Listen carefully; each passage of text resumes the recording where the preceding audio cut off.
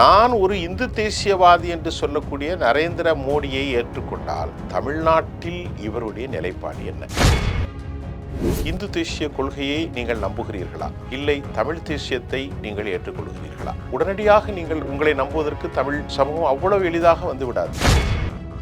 Joseph Vijay யாரும் தனது கிறிஸ்தவனா பார்க்கல, முஸ்லிமா பார்க்கல, ஹிந்துவா பார்க்கல, ஜோசப் விஜய்க்கு வாக்களித்தார்கள். அதான் முக்கியம். இப்படிப்பட்ட ஒரு மனநிலையில நீங்க இருப்பீங்களா? உங்களை தமிழ் சமூகம் ஏற்படுமா?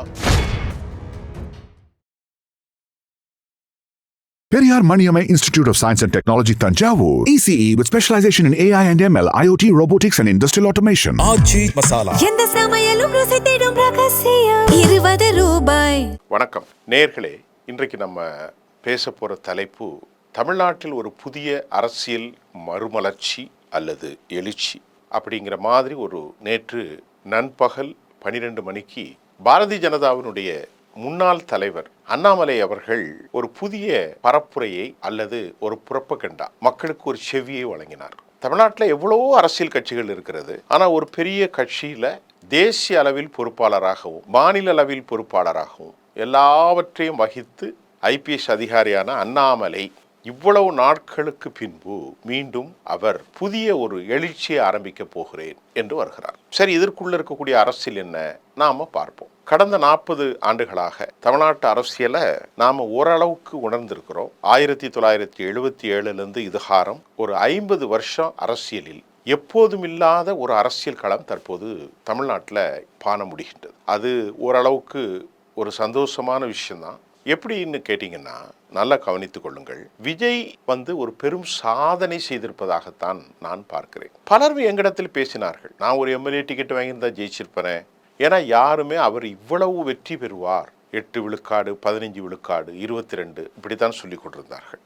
ஆனா எந்த ஒரு கூட்டணியும் அமைக்காமல் முதல் பேட்டிங்லே அவர் 35%, அதாவது 34.9 108 தொகுதிகளில் வெற்றி பெற்று மதச்சார்பற்ற கூட்டணியின் பால் தற்போது அவர் நிலை பெறுத்திருக்கிறார். இது ஒரு பக்கம். விஜயை பற்றி நான் பேசலை. இப்போ அண்ணாமலையை பற்றி நம்ம பேசுறதுன்னா, அண்ணாமலை வெளியேறிய காரணம் என்ன அப்படின்னு பார்க்கலாம். ஆனால் அவர் வெளியேறியதன் நோக்கம் என்ன உங்களுக்கு புரிகிற மாதிரி சொன்னால், தலையில் இருக்கக்கூடிய அந்த கொண்டையை அவர் மறைக்க மறந்துவிட்டார் என்று வலைத்தளங்களில் நெகட்டிவான கருத்துக்கள் நேற்றிலிருந்து அவர் பேச ஆரம்பித்த 12:01 அது எத்தனை மணியோ அந்த செகண்ட்ல இருந்து எக்ஸ்ட்ரீம் ஒரு அதிகபட்சமான விமர்சனங்கள் அண்ணாமலை நோக்கி சென்று கொண்டிருக்கிறது. ஸோ அதற்கான காரணம் என்ன என்று நாம் பார்த்தோம்.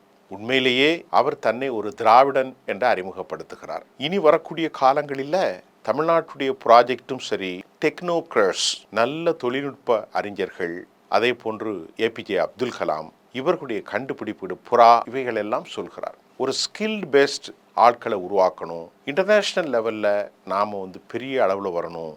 அதே போன்று மேனுஃபேக்சரிங் மற்றும் கல்வி அறிவுசார் தளத்தில் நான் உருவாக வேண்டும். அப்படி நாங்கள் உருவாகும் போது அனைவருக்குமான ஒரு இடம் எங்கள் அமைப்பில் உண்டு என்று சொல்லியிருக்கிறார். வி த லீடர் அப்படின்னு ஏதோ ஒன்று ஒரு அமைப்பு, அதில் நீங்கள் இணையுங்கள். இதன் மூலமாக உலகத்தை அறிந்து கொள்ளலாம். இது ஒரு அரசியல் கட்சி மாதிரி அல்ல. அண்ணா எல்லோரும் ஆட்சி செய்யலாம், அவர் அப்படித்தானே பேசுவார். இன்னைக்கு அமமுக இருக்கிறது, அதிமுக இருக்கிறது, திமுக எல்லோரும் அவர்கள் செய்யும். நாமளும் இந்த வி த லீடர் அப்படிங்கிற ஒரு அமைப்பை அவர் துவங்கி இருக்கிறார். அந்த வி த லீடர் அப்படிங்கிற ஆர்கனைசேஷன்ல எல்லோரும் இணையுங்கள், இணைந்தால் உங்களுக்கான வழிமுறைகள் பிறக்கும் என்பதை அவர் ரொம்ப தெளிவா சொல்லியிருக்கிறார். ஆனா எல்லாரும் என்ன சொன்னாங்க, அவர் ஸ்டார்ட் பண்ண உடனே 1.5 லட்சம், அது முடிக்கும் போது 1.5 லட்சம் ஆயிட்டு, இப்போ கிட்டத்தட்ட 7 லட்சம் 8 லட்சம் 10 லட்சம் வரைக்கும் வந்திருக்கு. இப்போ அண்ணாமலை சாதிப்பாரா என்ற கேள்வி எழுகின்றது. அவர் நல்ல குட் ஆரேட்டர், நல்ல குட் ஸ்போக்ஸ் பர்சன், ஆங்கிலம், தமிழ் மற்றும் கொஞ்சம் கன்னடம் நல்லா பேசுவார். அவர் சொல்றது உண்மைதான். நான் ஒரு சாதாரண குடும்பத்தில் பிறந்தேன், உண்மைதான். குப்புசாமி கவுண்டர், ஒரு விவசாய குடும்பம். திரு விஜயகாந்த் அவர்களுடைய அந்த ட்ரைனிங் சென்டர்லாம் நான் படித்தேன்னா உண்மையை சொல்றாரு. அதெல்லாம் தப்பு இல்லை. இன்னைக்கு அவர் எங்கேயோ வந்துட்டார்னு வைங்களேன். ஆனால் இப்போது நமக்கு மக்கள் கேட்கிறார்கள், தாங்கள் பாரதிய ஜனதாவை விட்டு வெளியே வந்துட்டீர்கள், தமிழ்நாட்டில் ஒரு பத்திரிகையிலிருந்து அவர் அறிவித்திருக்க வேண்டும், அதான் முறை. ஆனால் அவர் பேசுவதிலே பல முரண்கள் இருக்கிறது. 1.5 வருஷமா எனக்கு மனசுக்குள்ள ஒரு பிரச்சனை இருந்துச்சு. நான் 1.5 வருஷத்துக்கு முன்னாடியே கன்வே பண்ணிட்டேன். அவங்க தான் சொன்னாங்க, நீங்க என்ன பண்ணுங்க, இருங்க, எலெக்ஷன் முடிந்த பிறகு நாம போகலாம். இது ஒரு பாயிண்ட் நம்பர் 1. பாயிண்ட் நம்பர் 2 என்னன்னா, இவர் போய் 3 தினங்களுக்கு மேல் அங்கேயே இருந்து கொண்டிருந்தார். எங்க? பாரதிய ஜனதாவில். இதுவரைக்கும் இந்த மாதிரி ஒரு விஷயம் நடக்கல. ஒரு கட்சியிலிருந்து பலர் வெளியேறி இருக்கிறார்கள், ஒரு கட்சியிலிருந்து பலர் சேர்ந்திருக்கிறார்கள். ஆனா யாரும் போய் எந்த கட்சியில் இருந்தோமோ அந்த கட்சியை விட்டு நான் விலக போறேன்னு 48 மணி நேரம் 50 மணி நேரமா அந்த கட்சியை தலைவர்கள் வீட்டில் போய் இருந்து இதுவரைக்கும் பார்த்ததில்லை. இதைத்தான் கேட்குறாங்க. அண்ணாமலை அவர்களால் பிளஷ் ஆசீர்வதிக்கப்பட்டு அனுப்புகிறார்களா? நான் சொல்றது ஒரு பத்திரிகையாளனா பொதுக்களத்தில் உள்ள செய்தி. அதற்கு அண்ணாமலை சொல்லணும். மூன்றாவதாக அண்ணாமலையுடைய மதச்சார்பின்மை குறித்த கேள்வி எழுப்புகிறது. அவர் எந்த கொள்கையும் அறிவிக்கலையே. தனது கட்சி என்ன, தன் கட்சியினுடைய நிலைப்பாடு என்ன, தன் கட்சியினுடைய கொள்கைகள் என்ன, தன் கட்சி வருங்காலத்தில் எப்படியெல்லாம் ரியாக்ட் பண்ண போகுது என்ற கேள்வி எழும். இப்போது அண்ணாமலைக்கான கேள்வி என்னவென்றால், நரேந்திர மோடி என்ன சொல்கிறார்? தன்னை ஒரு இந்து தேசியவாதியாக அவர் அறிமுகப்படுத்திக் கொள்கிறார். சரி, அடுத்து ஒரு பிராமண முகமாக இருக்கும் BL சந்தோஷ் அவரை தனது குருவாக ஏற்றுக்கொள்கிறார். இப்படி இந்த 2 பேருமே பொது சமூகத்திற்கு ஒத்து வராத சுயம் சேவகனுடைய BL சந்தோஷும், அதே போன்று நான் ஒரு இந்து தேசியவாதி என்று சொல்லக்கூடிய நரேந்திர மோடியை ஏற்றுக்கொண்டால் தமிழ்நாட்டில் இவருடைய நிலைப்பாடு என்ன? ஒரு பெரிய கேள்வி எழும். மைக்கேல்பட்டி என்கின்ற ஊரில் மதமாற்றத்தால் அந்த குழந்தை இறந்து போனதாக நீங்கள் பரபரப்பை ஏற்படுத்தினீர்கள். அதுல ரொம்ப ஹார்ட் கோர் இதை நீங்க ரிவீல் பண்ணீங்க. இப்போ மக்கள் கேட்கிறார்கள், உங்களுக்கு இஸ்லாமியர்களோ, இடதுசாரிகளோ, கிறிஸ்தவர்களோ, தலித்துகளோ ஆதரவளிப்பதற்கு தயாராக இருக்கிறார்கள். ஆனால் உங்களின் நிலைப்பாடு என்ன? அதை நீங்க தெளிவுபடுத்தணுமோ இல்லையா? தெளிவுபடுத்தணும். திராவிட முன்னேற்ற கழகத்தில் பாக்ஸ் கணக்கில் ஊழல் புகாரை சொன்னி நீங்கள் இனி வருங்காலத்தில் தமிழர் நலம், ஒரு கல்ட் பாலிடிக்ஸ் அப்படின்னா என்ன சொல்றது, கல்ச்சரல், தமிழர்களுடைய கலாச்சாரம், தமிழர்களுடைய பண்பாடு, தமிழர்களுடைய வாழ்க்கை, தமிழர்களுடைய மன்னராட்சி முறை, உணவு முறை, வழிபாட்டு முறை, கலாச்சாரம், பண்பாடு, ஆன்மீகம், நம்பிக்கை, தமிழர்களுடைய விட்டு கொடுத்தல். தமிழ் சமூகத்திற்குன்னு ஒரு பெரிய சிறப்பு உண்டு. இன்னைக்கு தமிழ் சமூகத்தில் வாழக்கூடிய அனைவரும் எந்த மதமாக இருந்தாலும் அவர்கள் தமிழர்கள் தான். அந்த தமிழர்கள் இந்து தமிழர்கள், இஸ்லாம் தமிழர்கள், கிறிஸ்தவ தலைமையிலர்கள், தலித் தமிழர்கள் இப்படித்தான் இருப்பார்கள். அவர்களுடைய தாய்மொழி தமிழாகத்தான் இருக்கும்.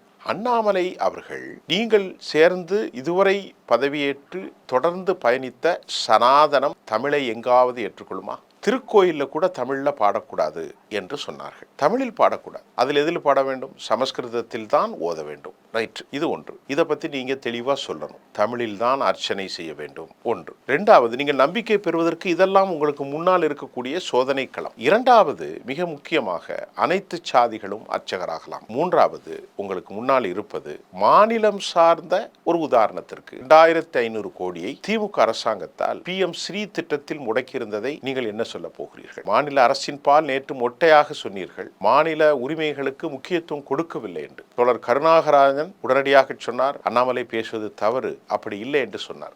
இதெல்லாம் தமிழ் சமூகம் கவனிக்கும். இன்றுதான் 24 மணி நேரம் ஆகியிருக்கிறது. இன்னும் பல 24 மணி நேரங்கள் உங்களுடைய போக்கை கவனிக்க வேண்டியது வரும். அந்த போக்கில் நீங்கள் உண்மையிலேயே ஒரு மதச்சார்பற்றவரா? பாயிண்ட் நம்பர் 1, உண்மையிலேயே ஒரு டிஸ்கிரிமினேஷன், டிஸ்பாரிட்டி என்று சொன்ன மாதிரி சமமான, யாருக்கும் சமத்துவம் கொடுக்கக்கூடிய உண்மையிலேயே திராவிடியன் பாலிடிக்ஸியரா நீங்கள் இருப்பீர்களா? ஆனால் நீங்கள் ஒரு திராவிடன் தான். ஆனால் நான் சொல்ல திராவிடம் என்பது தமிழ் தேசியம் இல்லாமல், திராவிட தேசியம் இல்லாமல் நீங்கள் ஒரு தமிழனாக இருப்பீர்களா? அதற்கு நீங்கள் என்ன செய்ய போகிறீர்கள்? உங்கள் மீது நிறைய சந்தேக பார்வைகள் வரும். எடுத்த எடுப்பிலே உங்களை யாரும் ஏற்றுக்கொள்ள மாட்டார்கள். நீங்கள் ஒரு IPS ஆக இருந்து BL சந்தோஷினுடைய நெருக்கடின்னு தான் நீங்களே சொல்லியிருந்தீங்க. அவர்தான் என்னை அழைத்தார். திரு ரஜினிகாந்த் கூப்பிடும்போது கூட நான் வரமாட்டேன் என்று மறுத்து விட்டேன். ஏனென்று சொன்னால் BL சந்தோஷ் என்னுடைய குரு, அவருக்கு சொல்லிட்டேன்னு சொன்னார். ஒரு கருத்தை மட்டும் நான் ஞாபகப்படுத்துறேன். பாரதிய ஜனதா எந்த எல்லைக்கும் போவார்கள். எந்த மாநிலத்தை ஆட்சியும் அவர்கள் கவிழ்க்க முடியும். ஒரு ஸ்டேட்ல போனா மாட்டு இறைச்சி சாப்பிடக்கூடாதுமா, மற்றொரு ஸ்டேட்ல போனா மாட்டு இறைச்சி சாப்பிடலாம் சொல்லுவான். வடகிழக்கு மாநிலங்களில் நாய்க்கறி வரைக்கும் சாப்பிட்றான். அந்த ஸ்டேட்டே BJP இன்னைக்கு கால் வச்சுட்டாங்க. காரணம், எந்த எல்லைக்கும் அரசாட்சிகளை போவார்கள். இந்துத்துவா ஒன்றுதான் தன் வாழ்நாளில் வாழ்க்கை என்று சொல்லியிருக்கக்கூடிய பாலே சாஹிப் தாக்கரே, பால் தாக்கரேயுடைய பிள்ளைகளையே இல்லாமல் ஆக்கி ஆட்சியை பிடித்து விட்டார்கள். இன்னைக்கு வெஸ்ட் பெங்காலில் ஆட்சி பிடித்து விட்டார்கள். ஆகவே அவர்களுடைய கொள்கையை நீங்கள் நம்புகிறீர்களா? இந்து தேசிய கொள்கையை நீங்கள் நம்புகிறீர்களா? இல்லை தமிழ் தேசியத்தை நீங்கள் ஏற்றுக்கொள்கிறீர்களா? இதெல்லாம் நீங்கள் உடனடியாக நீங்கள் உங்களை நம்புவதற்கு தமிழ் சமூகம் அவ்வளவு எளிதாக வந்து விடாது. ஒன்று மட்டும் உறுதியாக சொல்லி இந்த பேச்சில் முடிவுக்கு வருகிறேன். திரு விஜய் அவர்கள் வெற்றி பெற்றதன் பின்னணி என்ன? அவரை உங்கள் கட்சியை சேர்ந்த திரு எச் ராஜா அவர்கள் தான் ஜோசப் விஜய் என்று முதலாக சொன்னார். ஒரு படம் வந்ததுன்னு நினைக்கின்றேன். இந்த படம் அதிலே ஜோசப் விஜய் என்று. ஜோசப் விஜய் ஒரு சைவ புள்ளமார். அவர் தமிழர். அவர் கத்தோலிக்க கிறிஸ்தவத்தை ஏற்றுக்கொண்டார். அதே மாதிரி நம்முடைய தமிழ் தேசிய தலைவராக அறியப்படும் சீமான் அவர்களை செபாஸ்டியன் சீமான் என்று சொன்னதும் யார்? உங்களுடைய இந்துத்துவவாதிகள் தான். அவரும் ஒரு தமிழர். இப்படி ஏராளமான தமிழ் பேசும் முஸ்லிம்கள், தமிழ் பேசும் இந்துக்கள், தமிழ் பேசும் தலித்துகள், தமிழ் பேசும் கவுண்டர்கள், தமிழ் பேசும் நாடார்கள், செட்டியார்கள், தமிழ் பேசும் முத்தரையர்கள், தமிழ் பேசும் முதலியார்கள், தமிழ் பேசும் முக்குளத்தோர், எல்லாரும் தமிழர்கள் தான். எல்லோரும் ஒன்றுதான். ஒவ்வொருத்தருடைய ரத்தத்தை எடுத்து பாருங்க, ஒரே டிஎன்ஏ தான் இருக்கும். ஆனா இவங்க மதம்லாம் எப்படின்னு கேளுங்க. ஒரு ஹோட்டல்ல போனா வயிறு சரியில்லைன்னா 2 இட்லி, நல்லா இருந்தா பிரியாணி, 3 பேரும் ஒன்னா வரணும். இப்படித்தான் நாம் மதத்தை எடுத்துக்கொள்ள முடியுமே தவிர நீங்கள் வெறுப்பின் பால் தமிழர்களை பிரிக்கவே முடியாது. இதுதான் உண்மை. 110 முறை போன தடவை இஸ்லாமிய வெறுப்பை பேசியதாக அமெரிக்க நாளிதழ் நரேந்திர மோடி சாபுக்கு எதிராக பதிவு செஞ்சிருக்கிறது. சின்ன உதாரணம் சொல்லி முடிச்சிரும். உங்கள்கிட்ட ஒரு காளமாடு இருந்தா, ஒரு எரும மாடு இருந்தா பறிச்சு கொடுத்துருவாங்க. அதிக குழந்தைகளை பெற்றுக்கொள்றவங்க, இன்ஃபில்ட்ரேஷன், இப்படி எல்லாம் சொல்லிக்கொண்டு அரபு நாடுகளில் அவர்களோடு கெட்டிப்பிடித்து உறவாடுகிற ஒரு தலைவர் தான் நரேந்திர சாப் அவர்கள். ஆக இப்படிப்பட்ட சூழ்நிலையில் நீங்கள் தமிழர்களுக்கான மொழி, கல்ட் பாலிடிக்ஸ், தமிழர்களுக்கான கலாச்சாரம், பண்பாடு, மத வழிபாடு, திராவிட தேசியம், தமிழ் தேசியம், இதையெல்லாம் எப்படி கொண்டு வர போகிறீர்கள் என்பதை ஜோசப் விஜயை பார்த்துக்கிடுங்க. ஜோசப் விஜய் யாரும் தனது கிறிஸ்தவனா பார்க்கல, முஸ்லிமா பார்க்கல, ஹிந்துவா பார்க்கல. ஜோசப் விஜய்க்கு வாக்களித்தார்கள். அதான் முக்கியம். 8 தலித் சமூகத்தை சார்ந்தவர்கள் அமைச்சராக ஆக்கப்பட்டிருக்கிறார்கள். அவர் எல்லாத்துக்கும் போனார். சாய்பாபா கோயிலுக்கு போனார், முருகன் கோயிலுக்கு போனார், நோன்பு கஞ்சி குடித்தார், அவரு கேக் வெட்டுறார். இப்படிப்பட்ட ஒரு மனநிலையில நீங்க இருப்பீங்களா? உங்களை தமிழ் சமூகம் ஏற்படுமா? இதற்கு பதில் நான் என்னிடத்தில் இல்லை, காலம்தான் பதில் சொல்லும். அண்ணாமலை அவர்களே, இன்னைக்கு நம்முடைய கிங் தொலைக்காட்சிக்காக, நிகழ்ச்சிகளுக்காக என்னுடைய சுயாதீன பார்வையோடு நான் விடைபெறுகிறேன். தொடர்ந்து பல பார்வைகளோடு உங்களை நான் சந்திப்பேன். நன்றி. Periyar Maniamai Institute of Science and Technology, Tanjavur. ECE with specialization in AI and ML, IoT, robotics and industrial automation. ஆச்சி மசாலா. எந்த சமையலும் ருசி தேடும் ரகசியம் 20 ரூபாய்.